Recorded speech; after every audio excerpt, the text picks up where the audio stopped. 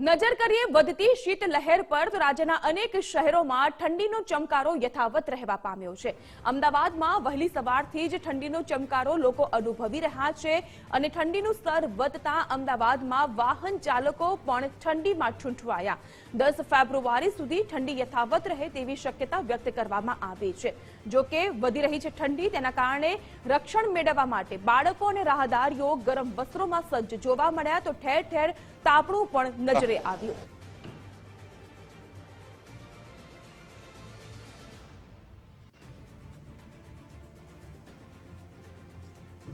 વધુ વિગતો સાથે જોડાઈ ચૂક્યા છે સંવાદદાતા સચિન કડિયા। સચિન, શું કહી રહ્યો છે મોસમનો મિજાજ, કારણ કે વધી રહ્યું છે ઠંડીનું પ્રમાણ?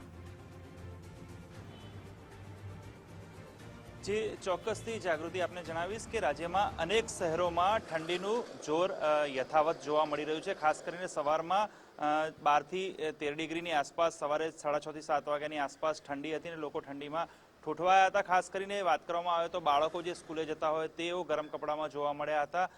હજી આગામી 2-3 દિવસ બાદ, એટલે કે હવામાન વિભાગની આગાહી પ્રમાણે હજી 2-3 દિવસ બાદ ઠંડીમાં થોડો ઘટાડો થશે। 2-3 ડિગ્રી તાપમાન વધી શકે છે, પરંતુ હવામાન વિભાગની આગાહી અને ખાસ કરીને જે હવામાન શાસ્ત્રી અંબાલાલ પટેલને આગાહી કરી છે તે પ્રમાણે આવનારા જે ફેબ્રુઆરીમાં પ્રથમ સપ્તાહ બાદ ઠંડીનું જોર વધશે અને કડકડતી ઠંડી પડે તેવી આગાહી કરવામાં આવી છે। ત્યારે અત્યારે હાલ રાજ્યના અનેક એવા શહેરો છે જ્યાં ઠંડીનું પ્રમાણ યથાવત જોવા મળી રહ્યું છે। ત્યારે અમદાવાદમાં પણ 12 ડિગ્રીની આસપાસ ઠંડી હતી અને ગાંધીનગરમાં પણ 11 ડિગ્રી તાપમાન જોવા મળ્યું હતું। ત્યારે ખાસ ઠંડીનું જોર હજી જે જાન્યુઆરીનો એન્ડ ચાલી રહ્યો છે, પરંતુ ફેબ્રુઆરીમાં પણ ઠંડી યથાવત રહેશે અને ફેબ્રુઆરીના પ્રથમ સપ્તાહ બાદ, એટલે કે 10 ફેબ્રુઆરી પછી વધુ ઠંડી પડે તેવી હાલ જે અંબાલાલ પટેલે પણ આગાહી કરી છે ને તે પ્રમાણે અત્યારે હાલ રાજ્યના અનેક શહેરોમાં ઠંડીનું જોર જોવા મળી રહ્યું છે। જી જાગૃતિ।